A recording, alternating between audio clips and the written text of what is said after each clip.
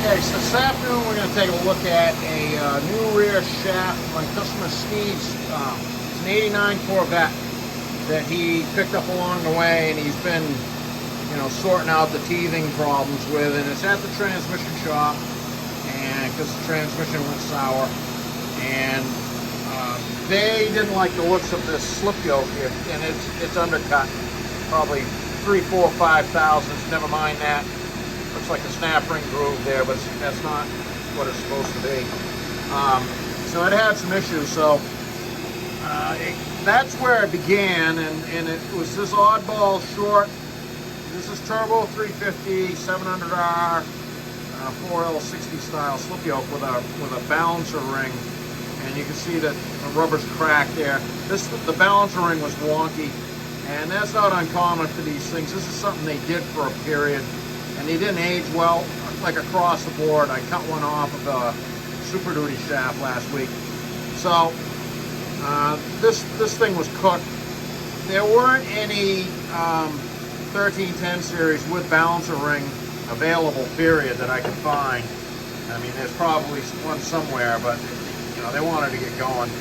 And so this is the more or less standard 700R turbo 350 slip yoke we use in lots of transmissions on lots of drive shafts here, and this is 1310 like that, and this guy here is like 7/16 longer than that one, not not including the balance ring, so it's gonna look like it's longer, but it's really the same length. This isn't in the way there. And so we tried this in the transmission. It did not fit. It needed to be altered. So what it's running on now is one, I have a fixture, because this is not an unusual problem. This happens fairly often. Transmission slip yoke fitment is a big deal. It often gets overlooked, and I try to chase these things down and make them correct. So that's what we did here. That is a shortened one that I did in-house just like an hour ago. So that's running balanced stuff. We'll talk about this after and how we got here, why it's got a new drive shaft. So I had to remove this because the slip yoke is junk. And when I did, it extruded this little shard of aluminum. And I was like, what the heck? Is that another snap ring? It did it so cleanly and so easily. It had to have been cracked. And come find out, these two holes are blown out. But the only thing holding that in was the clip rings. So it had probably been started and cracked and it was also kind of peeled in a little bit. And when I pushed it out with the press, with no effort at all, it just extruded that and went flying. So that fit neatly in there. So this thing is done. Got a dinger right there. Just all set with that. So now we're moving on. We're moving forward here. So new slip yoke.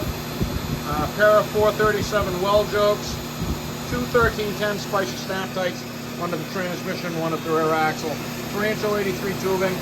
The slip yoke is the same length as it was before. It was very specific, but it is not standard, because we use oodles of those things, and they fit, and it wouldn't fit this transmission. So this one has been altered specifically for his Corvette, and the drive shaft is the same length, but it's brand new and it's steel.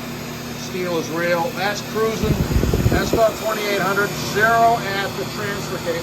Yeah, it's not four-wheel drive. Zero at the transmission. Zero at the rear axle. So we're gonna get some paint on this for Steve, and we'll get this back to the transmission shop for Dave, and you can get their Corvette back together and hit the road.